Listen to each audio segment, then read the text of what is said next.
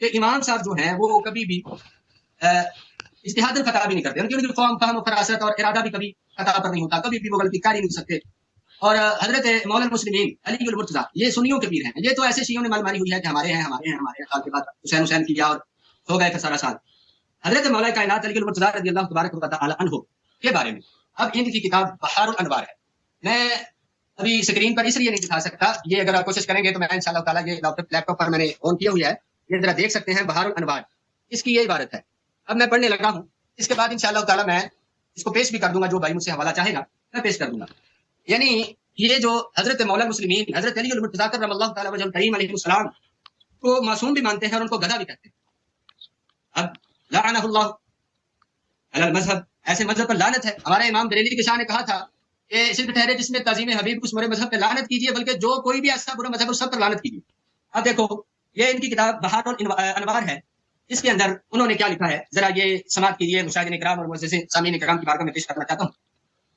جابر رضی اللہ تبارک و تعالی عنہ سے یہ روایت کرتے ہیں، اور یہ جابر بن یزید ہے، یہ جابر بن عبداللہ نہیں ہے رضی اللہ تبارک و تعالی عنہ، یہ وضاحت کرتا چلوں. تو حضرت امام جعفر الصادق رضی اللہ تبارک و تعالی عنہ ابن رسول صلی اللہ علیہ وآلہ وسلم، ان کے بارے میں یہ باتیں جھوٹی منسوب کرتے ہیں کہ ان سے روایت ہے کہ انہوں نے کہا یا جابر، اے جابر، الاک حمار، کیا تیرے پاس کوئی گدھا ہے؟ ٹھیک ہے. یبلغ فیبلغ بک من المشرق الى المغرب فی یوم واحد، جو ایک دن میں تمہیں پہنچا دے مشرق سے مغرب کی طرف. یہ جعفر صادق رضی اللہ تعالیٰ عنہ کی طرف قول منسوب ہے، اور سننے والے جابر بن یزید ہیں، اور کتاب بحار الانوار ہے. ٹھیک ہے، ان کی مستند کتاب ہے. تو اس کے اندر یہ شیخ طوسی ہیں، ان کی کتاب ہے، چھوٹی موٹی کتاب بیان نہیں کر رہا، کوئی رسالہ کوئی اخبار نہیں پڑھ رہا، بلکہ شیخ طوسی کی کتاب ان کی بحار الانوار وہ بیان کر رہا ہوں ان کے سامنے. اس کے اندر یہ لکھتے ہیں کیا تمہارے پاس کوئی ایسا گدھا ہے جو مشرق سے مغرب تک تمہیں سیر کروا دے؟ فقلت، میں نے کہا جعلت فداک یا ابا جعفر، اے ابو جعفر میں آپ پر قربان جاؤں، وان لہذا میرے لیے ایسا کیسے، میرے پاس ایسا گدھا کیسے ہو سکتا ہے؟ فقال ابو جعفر نے کہا ذاک امیر المومنین، وہ گدھا امیر المومنین مولا علی ہے. اب یہ حال ہے.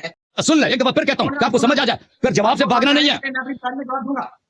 ہاں جواب دینا پھر سمجھ. یہ کتاب بحار الانوار جلد نمبر 25 ملاحظہ کریں یہاں پر. یا جابر، اے جابر، کیا تیرے پاس ایک ایسا گدھا ہے جو مشرق و مغرب کے درمیان ایک ہی رات میں سفر کر سکے؟